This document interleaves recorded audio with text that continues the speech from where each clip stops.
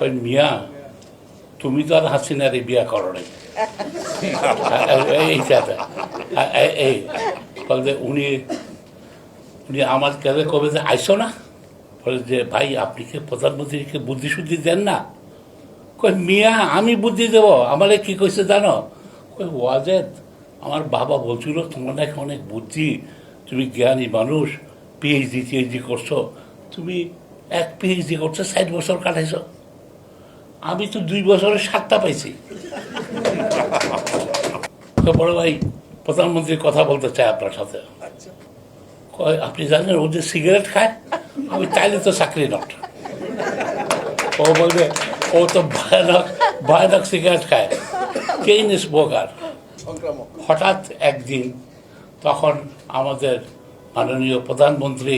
শেখ হাসিনা প্রথমবার প্রধানমন্ত্রী হয়েছেন তার স্বামী ওয়াজেদ সাহেব আমার অফিসে এসে হাজির জাফরুল্লাহ আমাকে একটা চাকরি দাও আমি যে ওয়াজেদ আমার কি মাথা খারাপ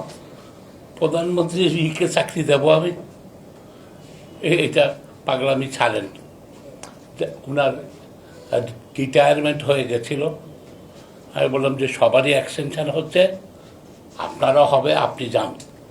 কই মিয়া তুমি তো আর হাসিনারে বিয়া করো নাই এই বলতে উনি উনি আমার কাছে কবে যে আইসো না আমার হাতে পায়ে ধরতে আইসো না ওইটা বলুক আমি যে একটু সহ্য করতে সরকারি চাকরি করেন এইসব তো সহ্য করতেই হয় তা না তারপর তো এক্সটেনশন দেবে না আমি জানি হেডমাস্টারকে দিছে আপনি অ্যাটমিক এনার্জি কমিশনের অত্যন্ত শিক্ষিত অত্যন্ত আর পাগলামি করে যান মানে তোমারও সাহস নাই আর আবেদ ভাইয়ের কাছে গেছিলাম যে মাথা খারাপ আমার সংগঠন বন্ধ হয়ে যাবে প্রশিকা বলে যে আমি ওনার চিঠি ছাড়া কিছু করবো না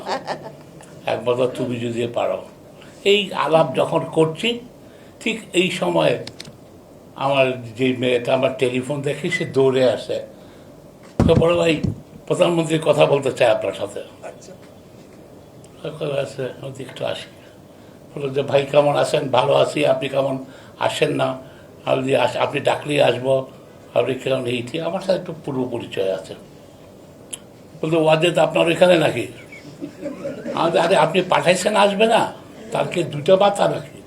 তাই কইছেন আমি তাই তো করো যে আপনি তাহলে পাঠাইছেন চাকরি দিয়ে দিয়েছেন আর জানি প্রধানমন্ত্রী যদি কারোর জন্য বলে স্যার না দিয়ে আমার উপায় আছে দিয়ে দিছেন হ্যাঁ দিয়ে আপনি পাঠালে আমি না করবো কি করে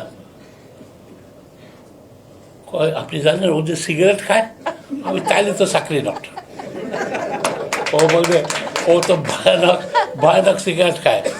চেইন স্মোকার তাইলে তো চাকরি ভাই হবে না চাকরি হবে না আবার যেটা দিয়ে দিয়েছেন হ্যাঁ আচ্ছা তারপর আমি যখন ফিরে আইসেন ইত্যাদি বলে যখন ওয়াজেদ বললো কি চাকরি দিতে মানা করছে আমি না উনি খুব খুশি হয়েছে উনি কইছে খুব ভালো কাজ করছেন আমি তাকে চাকরি দেন বলতে কয়নি সিগারেট খাই আমি তাও কইছে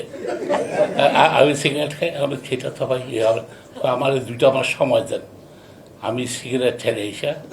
আপনি দেখেন আপনি এত বড় প্রতি আপনারা কোথায় কি আমি যে স্কুলের মাস্টারি করা আমি যে বিজ্ঞান শেখাবো তাই করাবো আমি আমার এখানে আপনার এখানে বসবো তোমার এখানে বসবো আমি এটা করবো আমি ওইটারে কাজে আনছেন একটা পিস্তলওয়ালা লোক আপনারা মারবে কেটা ওরে বিনে গেছেন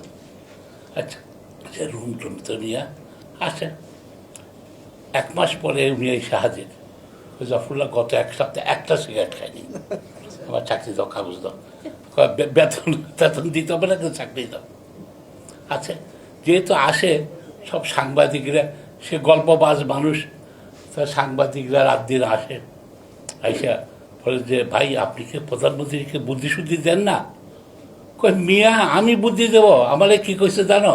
কই ওয়াজেদ আমার বাবা বলছিল তোমার নাকি অনেক বুদ্ধি তুমি জ্ঞানী মানুষ পিএইচডি করছো তুমি এক পিএইচডি করছো 60 বছর কাটাইছো আমি তো 2 বছরে 7টা পাইছি আমি 2 বছরে 7টা পাইছি তুমি কীরকমের ব্যাপার তো কই যা আমি আর কি বুঝাবো এ রেখে কোনো কিছু বোঝানোর উপায় আছে আমাদের আগের সেনাপতি মহাদয়ের একটা পিএইচডি ছিল। উনি উনার ইউনিভার্সিটি থেকে পেয়ে গেছেন, পয়সাও দিতে হয়নি। বেনজির সাহেবের আছে, নায়িকার সে কাহিনী তো আপনারা শুনেছেন। ফলে যখন শিক্ষার এই অবস্থা হয় তখন সেলিমের মতো লোক ডক্টর ইউনূসকে নিয়ে সমালোচনা করেন। তারা তাদের ন্যূনতম যে শালীনতা বোধ, ন্যূনতম যে সম্মান অন্যকে করা, বাংলাদেশকে যারা পৃথিবীর বুকে পরিচিত করিয়েছে, বাংলাদেশের মান উঁচু করিয়েছেন, তার প্রধানই হলেন, অন্যতম না প্রধানই হলেন ডক্টর মোহাম্মদ ইউনূস।